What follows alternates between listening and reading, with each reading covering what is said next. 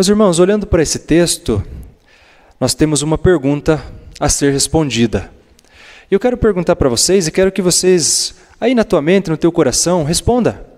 Você já parou para se perguntar o que Deus espera de você?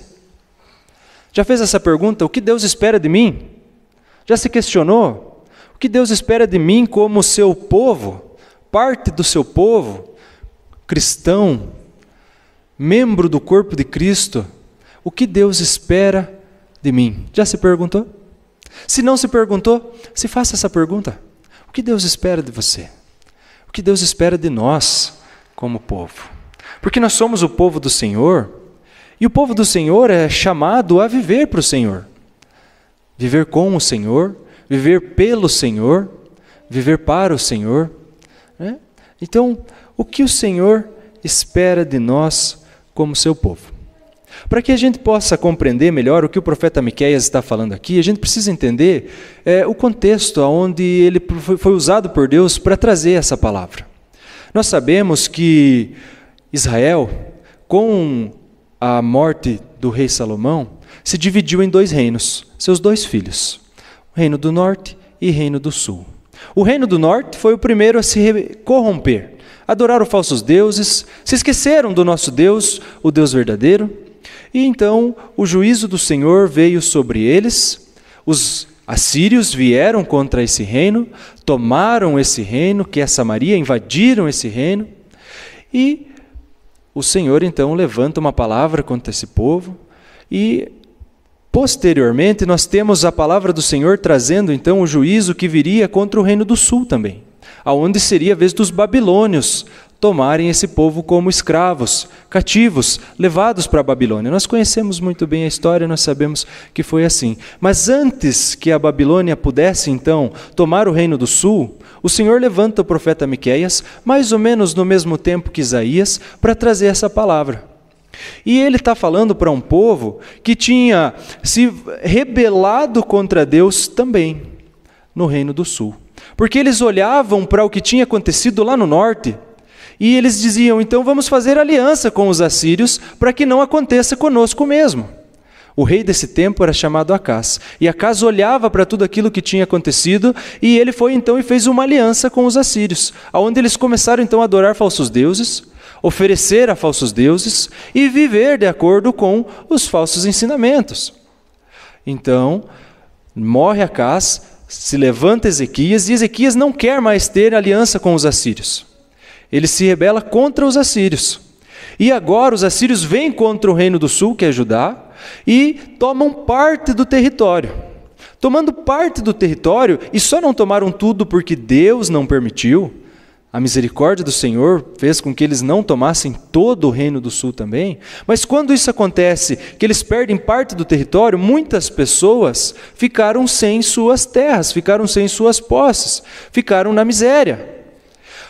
A elite, a liderança política, a liderança religiosa de Jerusalém não foi afetada, porque aquele território não foi tomado. Só que em vez deles estenderem a mão para os seus irmãos que estavam sofrendo, que estavam na miséria, que tinham perdido tudo, que estavam oprimidos, em vez deles estenderem a mão, eles oprimiram mais ainda. E começaram a fazer seus próprios irmãos de escravos. E começaram então a usar daquela situação para se favorecer. Eles oprimiam ainda mais o próprio povo deles. Como era no tempo de Jesus, onde os fariseus, os saduceus oprimiam o restante do povo. Isso já começou lá atrás. Então esse povo que em vez de estender a mão, de usar da misericórdia e da justiça, que oprimia mais ainda os seus irmãos e multiplicava a iniquidade, esse povo então é exortado por Deus. Então a palavra vem contra eles para levantar juízo. Mas junto com a palavra de juízo vem uma palavra de restauração. O grande problema desse povo foi perder a esperança na vinda do Salvador. Perder a esperança na vinda do Messias. Eles estavam então oprimindo os seus próprios irmãos, vivendo na imoralidade, na iniquidade, na injustiça, porque eles haviam deixado de ter esperança na promessa de Deus. Então eles não serviam mais a Deus, eles serviam a eles mesmos, serviam a falsos deuses, adoravam falsos deuses, prestavam culto a falsos deuses, porque eles haviam perdido a esperança na redenção, na restauração. Então, sempre que o Senhor levanta uma palavra de juízo, Ele traz também uma palavra a respeito da restauração e da redenção, para que as pessoas então voltem o olhar para a promessa de que um dia viria o Salvador. E o grande e maior problema de todos no meio do povo de Deus é perder a esperança em Jesus Cristo. Quando esse povo perde a esperança na vinda do Messias, eles se rebelam contra Deus, fazem alianças com povos vizinhos, adoram deuses falsos, cultuam, oferecem, sacrificam a deuses falsos. Por quê? Porque perderam o foco na redenção, o foco na promessa. Nós, como povo de Deus, devemos nos fazer essas perguntas. Nós estamos vivendo aquilo que o Senhor espera de nós? Nós estamos pensando, refletindo, sentindo, esperando, confiando naquilo que está de acordo com o nosso Deus? Nós estamos vivendo para Deus, nós estamos existindo para o nosso Deus, para a glória do nosso Deus. Nós estamos de acordo com aquilo que o Senhor espera de nós. Olhando para esse povo, nós precisamos entender que não é só para eles. Nós somos parte do povo de Deus. Nós fazemos parte do povo de Deus. O povo que foi chamado, que foi escolhido por Deus, que foi chamado e foi redimido por Deus. Independente se era muito tempo antes da vinda de Jesus, ou se são mais de 2000 anos depois da vinda de Jesus. A grande questão é, nós estamos vivendo aquilo que o Senhor espera de nós? Nós mantemos o foco na redenção, nós mantemos a esperança na volta de Jesus. O texto traz para nós aqui alguns ensinamentos a respeito do que o Senhor espera de nós como seu povo.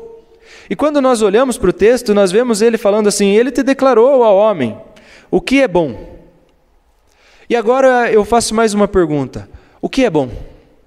O que é esse bom que ele está falando aqui? Para você, se você pudesse definir agora aí, o que é bom? Nós, como seres humanos, temos algumas ideias do que é bom, né? Mas nem sempre o que é bom é prazeroso. Tomar injeção é doloroso, mas faz bem. Então dá para dizer que a injeção é bom.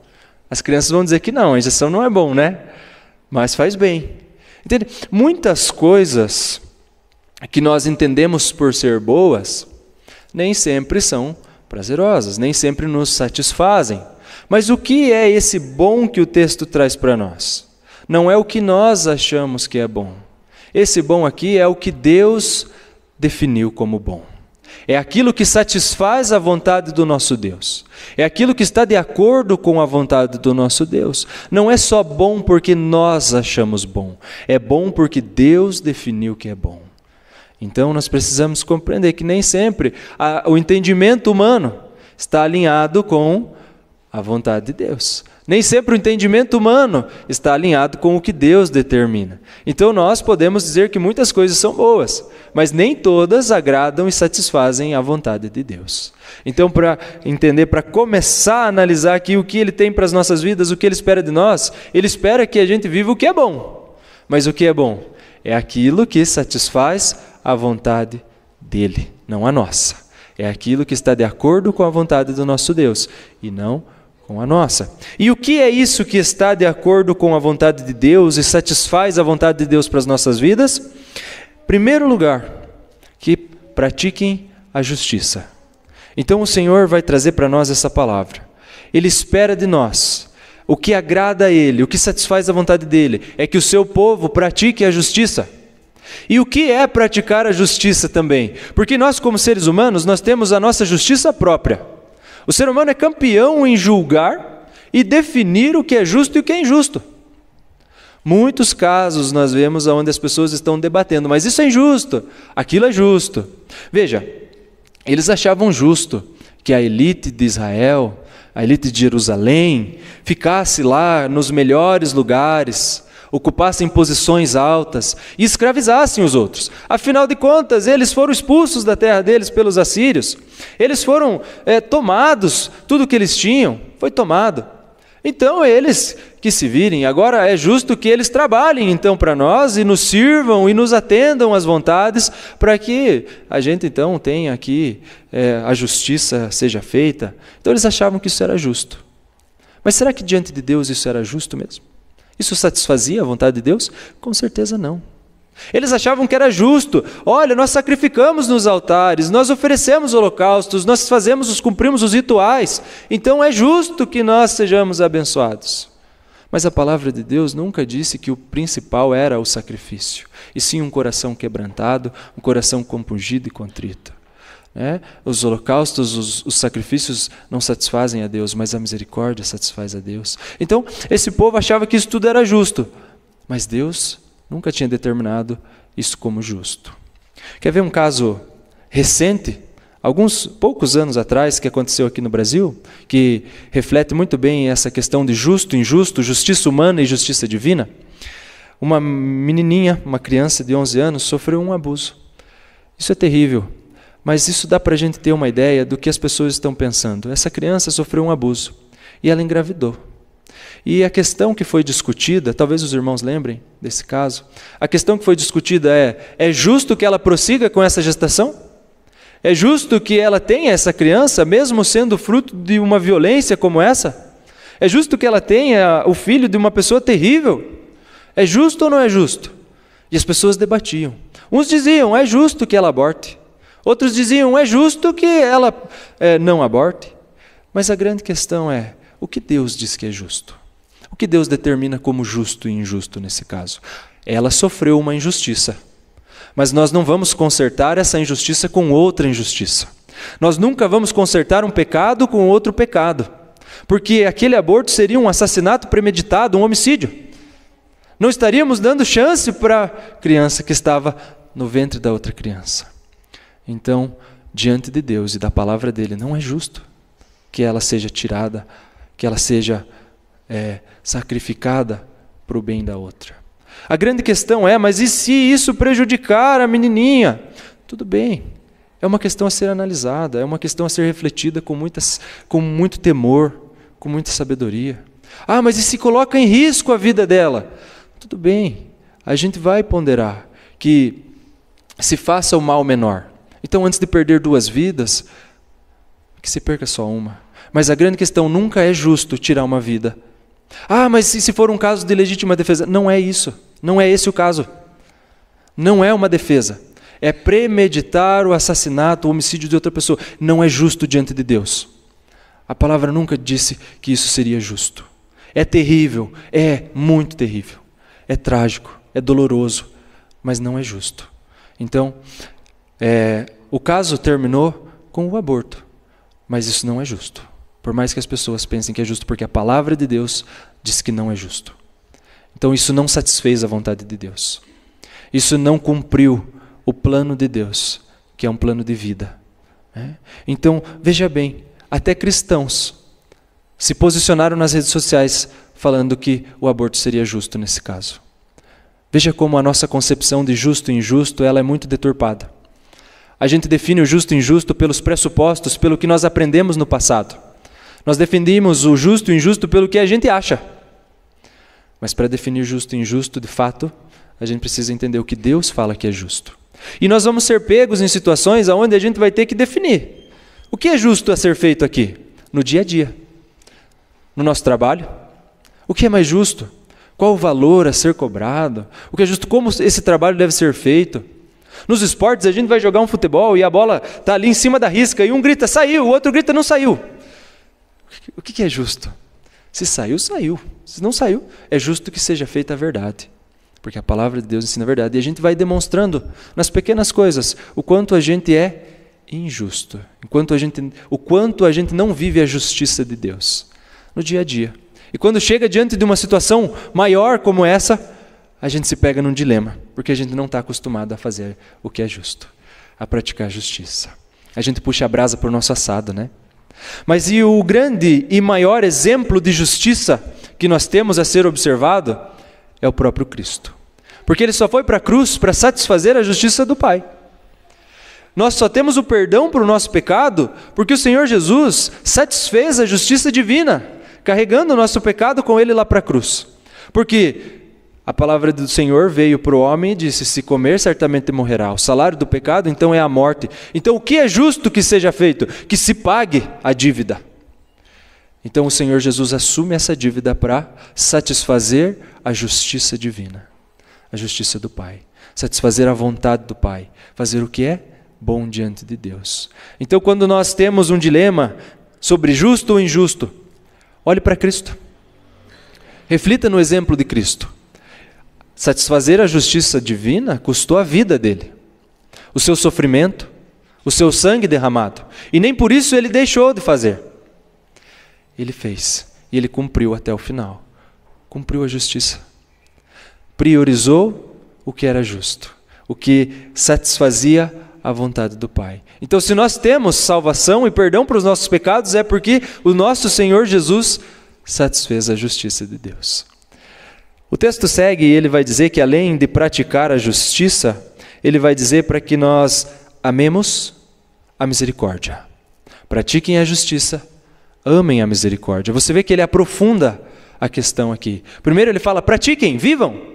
Agora ele diz, amem. Amem a misericórdia. Por que a misericórdia é tão enfatizada e tão importante? Porque ela faz parte da vida cristã. Não existe cristianismo sem misericórdia. Não existe salvação sem que a misericórdia de Deus seja derramada sobre a vida de uma pessoa. Então a misericórdia, ela faz parte das nossas vidas. É a misericórdia de Deus que traz o perdão para os nossos pecados. É a misericórdia de Deus que nos livra da condenação do inferno. É a misericórdia de Deus que nos dá vida. É a misericórdia de Deus que nos mantém vivos. É a misericórdia de Deus que faz com que a gente esteja aqui hoje, refletindo sobre a palavra do Senhor, em comunhão com os irmãos. É a misericórdia de Deus que faz com que a gente tenha uma família. É a misericórdia de Deus que faz com que a gente tenha o sustento diário. É por misericórdia que o Senhor derramou essa chuva sobre a terra, porque nós não merecemos nada disso. É por misericórdia. Entende? É a misericórdia de Deus que garante para nós a salvação e a vida eterna. Existiu no passado um pregador muito famoso, com um sermão muito famoso, chamado Jonathan Edwards. E nesse sermão muito famoso, talvez eu já tenha citado aqui, porque foi um dos sermões que falou muito comigo no início da caminhada cristã. E eu me lembro dessa frase, e ele diz que a única coisa que impede que o chão se abra e todos os pecadores caiam direto para o inferno é a misericórdia de Deus. Impactante, né? Pensar que a gente só não está indo para o inferno porque Deus é misericordioso. A gente só não está totalmente perdido e condenado porque Deus é misericordioso e não dá aquilo que a gente merece, a punição, o castigo, o sofrimento eterno. Então, quando a gente fala em misericórdia, não tem como não olhar para Cristo novamente. Cristo é a própria misericórdia de Deus na prática. O Cristo crucificado, pagando pelos nossos pecados, é a misericórdia de Deus sendo colocada em prática. O sangue derramado, o sofrimento na cruz, o peso dos pecados sobre ele, é a misericórdia de Deus sendo manifesta na prática. Quando um pecador se converte, se arrepende e tem a vida restaurada, é porque Deus é misericordioso com ele. Nós somos alvo da misericórdia de Deus. E nós precisamos viver a misericórdia, amar a misericórdia. Como nós vamos olhar para a tamanha misericórdia de Deus por nós e não vamos ser misericordiosos com os outros? A palavra de Deus é repleta de exemplos aonde nós devemos refletir sobre a misericórdia. E um deles é a parábola do credor incompassivo, aonde aquele que tinha uma dívida muito grande, uma dívida tremenda que não podia ser paga, foi perdoado. Mas essa mesma pessoa que tinha uma dívida gigantesca, que foi perdoada, não queria pagar aquele que lhe devia um pouco. E aí o Senhor Jesus conclui a parábola dizendo que assim é no reino do céu. Aquele que não consegue perdoar a dívida, aquele que não age com misericórdia, não é alvo da misericórdia e não recebe do perdão. Então o Senhor está dizendo que aqueles que são misericordiosos é porque um dia receberam da misericórdia. O Senhor Jesus nunca quis colocar uma condição, olha, se vocês forem misericordiosos, então eu vos salvarei. Não é essa a questão, mas o que ele está querendo dizer é que aquele que é misericordioso com os outros, entendeu a misericórdia de Deus por ele. Então se nós entendemos a misericórdia de Deus por nós, como não ser misericordioso com os outros? Se nós entendemos o valor do perdão que nós recebemos através de Jesus, por que não perdoar os outros? Quando nós olhamos para as pessoas que nos ofendem, as pessoas que nos magoam, que nos maltratam, as pessoas que nos prejudicaram de alguma forma, sempre vem aquela dor no coração, aquele peso, aquele sentimento de vingança muitas vezes. Mas não é isso que o Senhor espera de nós. Muito pelo contrário. Ele espera que nós tenhamos olhar de misericórdia para com essas pessoas. Para que a gente olhe para eles, assim como o Senhor Jesus olhou para nós. Para que nós possamos, então, entender que se não fosse a misericórdia de Deus por nós, a gente seria condenado. Então, por que a gente condena tanto o outro? As pessoas daquele tempo olhavam para os miseráveis, necessitados, aqueles que sofriam e não conseguiam ter misericórdia. Não conseguiam ter compaixão, não conseguiam de forma alguma estender a mão. Então o que o Senhor espera de nós, além de praticar a justiça, é que a gente tenha um olhar de misericórdia para com as pessoas. Para que a gente atenda o necessitado, mas para que a gente também perdoe aqueles que nos ofendem. Para que a gente possa compreender que não somos melhores do que aqueles que nos ofenderam. Muito pelo contrário, nós precisamos de misericórdia também todos os dias da nossa vida. É a misericórdia de Deus que nos sustenta, é a misericórdia de Deus que nos mantém. E não tem como olhar para Cristo e não ver tamanha misericórdia. Não tem como olhar para Cristo e não sentir a misericórdia de Deus. Não tem como olhar para Cristo e não entender aquilo que Ele fez por nós. E refletir isso, transmitir isso, viver isso. Por isso que Ele diz, amem a misericórdia. A palavra de Deus diz que a misericórdia se renova a cada manhã. Ela diz que a misericórdia de Deus dura para sempre. E nós precisamos amar isso. E quando a gente ama, se torna algo natural. A gente não precisa fazer força para ser misericordioso. A gente não vai ter simplesmente alguns atos de misericórdia para com essa ou aquela pessoa. Não, a gente vai ter um olhar de misericórdia para tudo. Porque a partir do momento que o Senhor Jesus faz parte da nossa vida, é o olhar de Cristo que está, é as lentes de Cristo que estão no nosso olhar. E a gente começa a olhar como Jesus olha. A gente começa a sentir como Jesus sentiu. Entende? Isso é o que o Senhor espera do seu povo. Que amem a misericórdia, que pratiquem a justiça. E o texto vai seguindo, e ele vai dizendo para nós a respeito, além de praticar a justiça, amar a misericórdia, ele vai dizer, ande humildemente com o teu Deus. Andar humildemente com o nosso Deus implica em duas questões aqui. Nós vamos andar com Deus todos os dias da nossa vida. Nós vamos andar com Deus em todos os momentos. Nós vamos andar com Deus em todas as situações. E o que é andar com Deus? Lembra de Deuteronômio capítulo 6, onde os judeus até anotavam e amarravam no braço o que está dizendo lá? Em todo momento, no caminho, ao levantar, ao deitar, em casa ou fora de casa, em qualquer lugar, ensina a palavra de Deus aos teus filhos. Reflete sobre a palavra, medita sobre a palavra. Então o tempo todo estar concentrado no Senhor. O tempo todo com a mente e o coração ligados no Senhor. O tempo todo refletindo sobre o que o Senhor tem para as nossas vidas. O tempo todo lutando contra a vontade da carne para satisfazer a vontade do nosso Deus. Isso é andar com Deus em todos os momentos da nossa vida. Ter a consciência de que o Senhor está presente nos momentos mais difíceis e dolorosos ou nos momentos mais alegres e felizes. O Senhor está conosco. A presença de Deus jamais se aparta das nossas vidas. Esse povo havia se esquecido de Deus, havia se rebelado contra Deus. Eles não queriam mais andar com Deus. E essa é a condição do ser humano desde Adão, que quis ser independente de Deus, quis ter todo o conhecimento para si, não aprender de Deus, não receber de Deus, mas ser autossuficiente. Nós não somos autossuficientes. Nós não somos independentes de Deus. Nós não somos autossuficientes de forma alguma.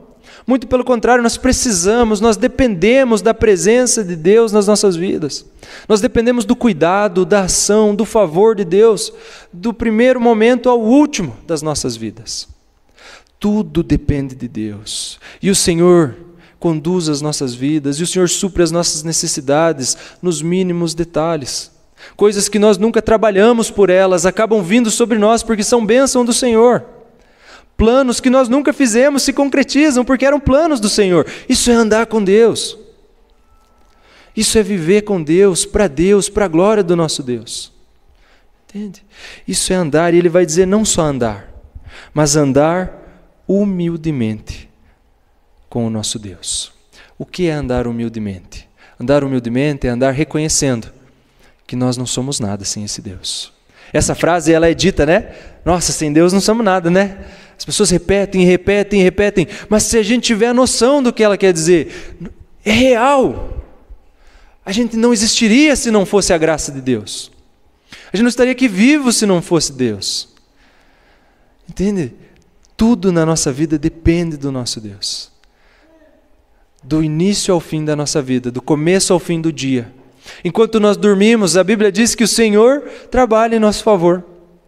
A gente depende de Deus até para respirar, para tomar um copo d'água. E a gente acha que isso é tão comum, né? Mas e se Deus fechar a porta do céu e não chover mais? E se Deus não purificar mais esse ar que a gente respira? E se Deus não permitir mais que esse país tenha alimento? E se Deus não permitir que a gente tenha saúde? E se Deus... Entende? Tudo depende de Deus. Nós podemos ver a mão do Senhor em tudo.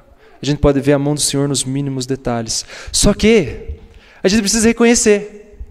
A gente precisa se render e se prostrar diante desse Deus maravilhoso.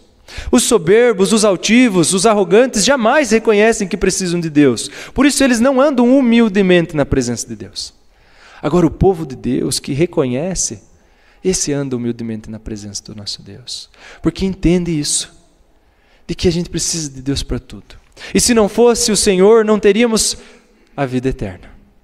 Não teríamos vida, não teríamos sustento e principalmente não teríamos salvação.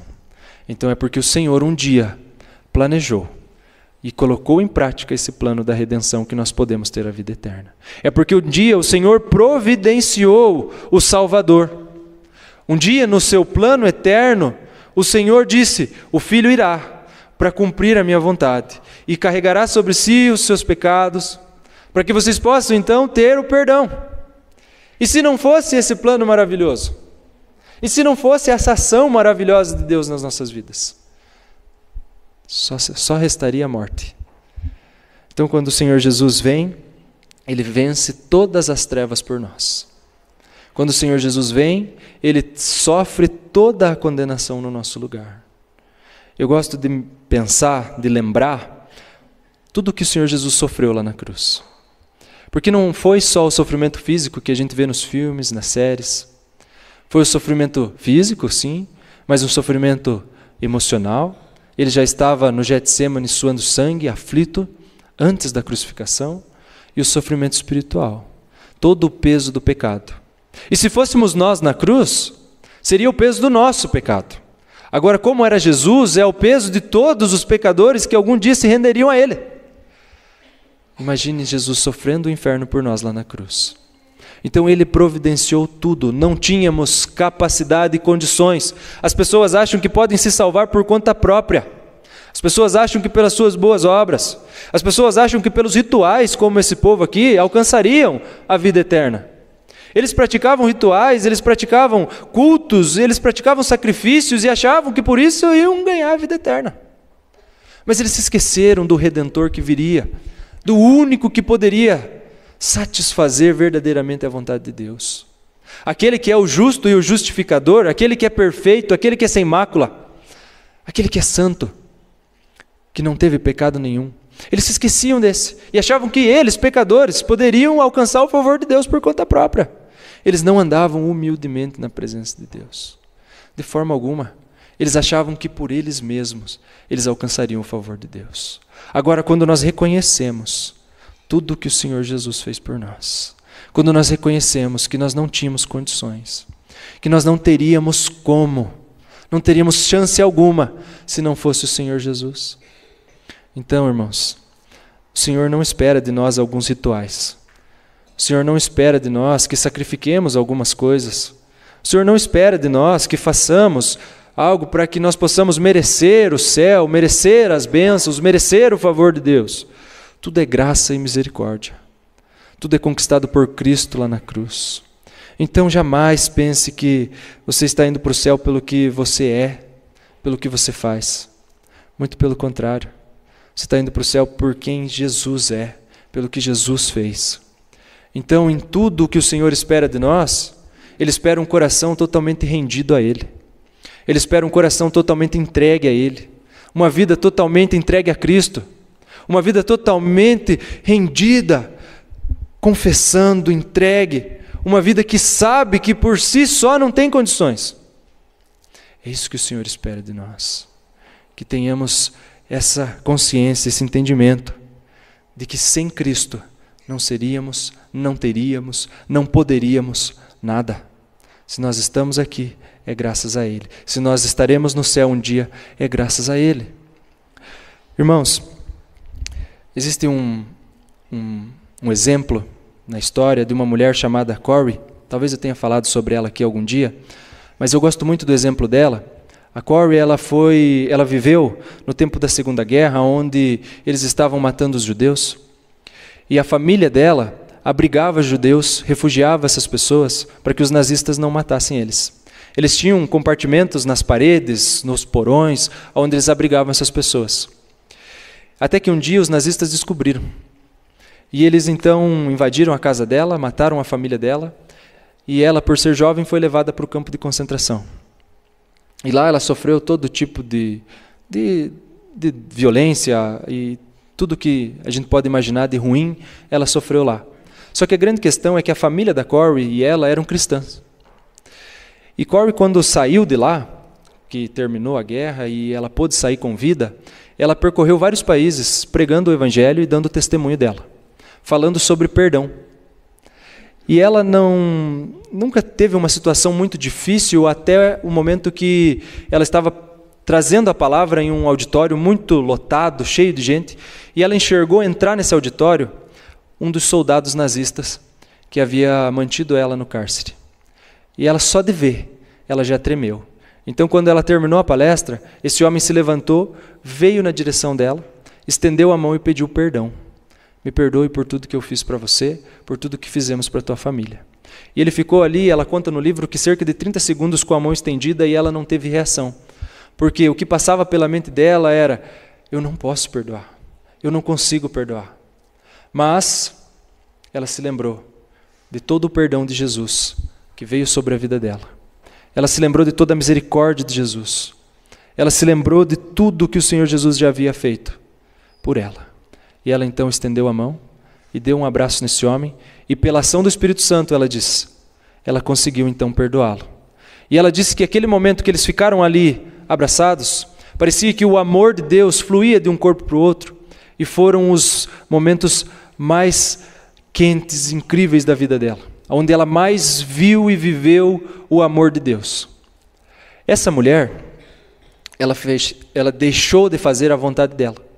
Essa mulher deixou de fazer só aquilo que satisfaria o desejo dela, o coração dela, para fazer aquilo que era a vontade de Deus, aquilo que o Senhor esperava dela. Então ela abriu mão do orgulho, ela abriu mão da vingança, ela abriu mão da vaidade, ela abriu mão... E ela teria o direito, humanamente falando, de negar esse perdão. Humanamente falando, mas pela palavra de Deus, ela não tinha esse direito. Pela vontade de Deus, ela não tinha esse direito. Então ela fez o que agradava a Deus. Ela satisfez a vontade de Deus. Ela entendeu o que é bom que o Senhor espera de nós. Ela então praticou a justiça. Ela amou a misericórdia, porque ela andou humildemente na presença do Senhor. Ela viveu humildemente na presença do Senhor. Então ela pôde reconhecer tudo o que Cristo já havia feito por ela, para que ela pudesse então conceder o perdão para aquele homem que tanto mal tinha feito para ela. E olhando para esse exemplo, e principalmente para o exemplo do nosso Senhor Jesus, que nós podemos responder: o que Deus espera de nós? O que o Senhor espera de nós como seu povo? Que nós pratiquemos a justiça, sim, que nós amemos a misericórdia e que a gente ande humildemente na presença de Deus, reconhecendo que através de Jesus nós somos alvo da misericórdia de Deus, nós somos alvo da graça de Deus, nós podemos receber o perdão, nós podemos receber a restauração, a reconciliação com Deus. Amém? Amém? Vamos orar? Santo Deus, nós louvamos ao Senhor nessa noite, Pai. Nós te exaltamos o santo nome, Pai. Nós reconhecemos que somos totalmente dependentes do Senhor. Estamos aqui com o coração aberto diante do Senhor para dizer o quanto nós dependemos de Ti, Pai. Somos totalmente dependentes da Tua graça, da Tua misericórdia, do Teu amor sobre nós, Pai. Nos ajuda a andar humildemente na presença do Senhor todos os dias da nossa vida, reconhecendo a nossa dependência de Ti, Pai.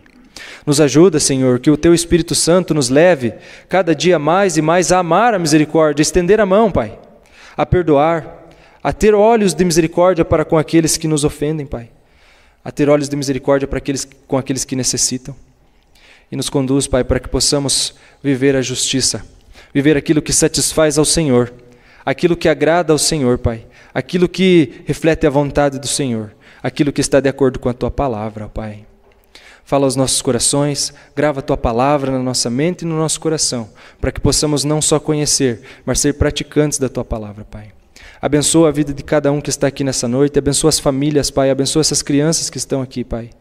Que nós possamos ter uma semana repleta da bênção do Senhor, do amor e da graça do Senhor sendo derramado cada dia mais e mais sobre nós, Pai.